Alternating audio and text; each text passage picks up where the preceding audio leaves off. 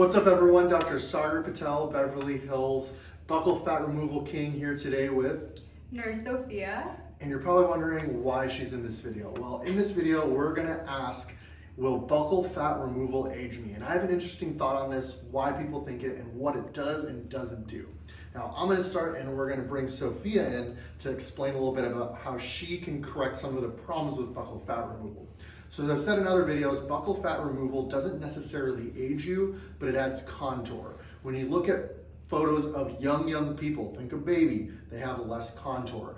Now, contour is always going to be beautiful, but the problem with contour is when you overcreate or emphasize areas of contour that we specifically associate with aging. So I'm thinking of the person with a really heavy cheek that's now become a heavy lower face, even though they're so young that they're in their 20s. Now, in general, the area of heaviness is seen throughout, but is emphasized in something we call the pre-jowl sulcus, which is the area just to the sides of the chin. And some of these patients even have small chins that aren't actually small, they're just framed by these jowls. Now, when we do buccal fat removal, we're adding a beautiful contour above it. If you want to see kind of the area, go ahead and keep your mouth open, turn to the side, and you'll be able to see that contour in your cheeks. Now, when we do it and have that contour, the contour above and now in front really isolates the lower face.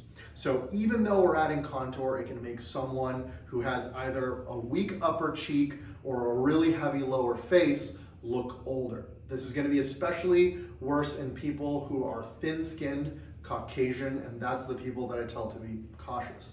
Now, once we do that and we want to avoid it, here comes Nurse Sophia, our advanced injector, who can help correct the problem.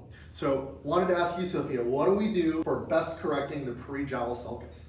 It's good to not add volume directly in the pre-jowl sulcus because one, that will add more volume, make it look larger. So what you're going to want to do with injectables or filler is you're going to want to mask that deficit so that the jaw looks very straight and doesn't have that heaviness. The filler type is very important. You want something that mimics bone. So again, the jawline is really straight and it masks that area.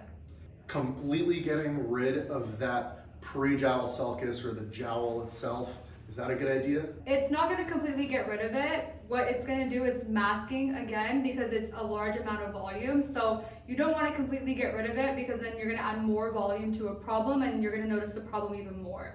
What you're going to want to do is mask the already problem that's there so that everything looks nice and symmetric. So basically when you have that shadow, we're not trying to make it a straight line, we're trying to make it less of a shadow. Oftentimes we'll do it on the same day of surgery right after we do the buccal fat removal. They see Sophia and you get that improvement, or you can decide to wait the 6 weeks that is often advised to see the buccal fat removal results and see if you want to do that. Now, I also have some patients where the problem is significant enough and only going to get worse. In those cases, we can consider an implant. If you have a weak chin, you can use a chin implant. If you have a very strong chin, but still that area, which is actually pretty rare, we can actually do a chin implant that only has 2 little silicone bubbles on the side called pre-jowl implant. Now, these are little tips and tricks we use, and when people say and parrot that buccal fat removal is going to age you, that's not necessarily true. And while there's some truths to it, for the vast majority of people who just have round cheeks, a little bit of contour ain't gonna hurt. But this is for those of you that are worried about that, and hopefully this video makes things make a little more sense.